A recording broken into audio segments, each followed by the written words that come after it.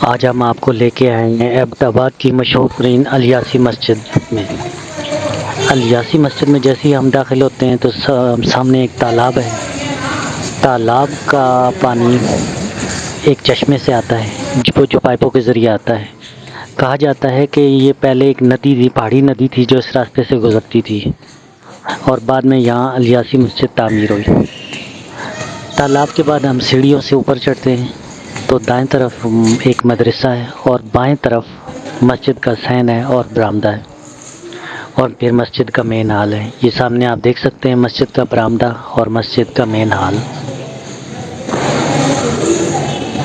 الیاسی مسجد کی تعمیر 1932 میں ہوئی۔ یہ ایبٹ آباد کے مشہور ترین سیاحتی مقامات میں شامل ہے۔ اس میں 10,000 نمازیوں کی گنجائش ہے۔ اچھا خاصا بڑا صحن ہے۔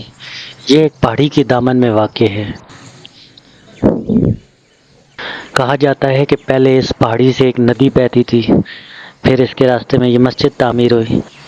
اب اس کے صحن سے اسی کے چشمے میں یہ جو تالاب ہے اس میں وضو کا پانی فراہم کیا جاتا ہے، تو یہ اس کا تالاب اور چشمے کا پانی بھی اسی کی وجہ شہرت میں شامل ہے۔ یہ میرا الیاسی مسجد کا دوسرا وزٹ تھا۔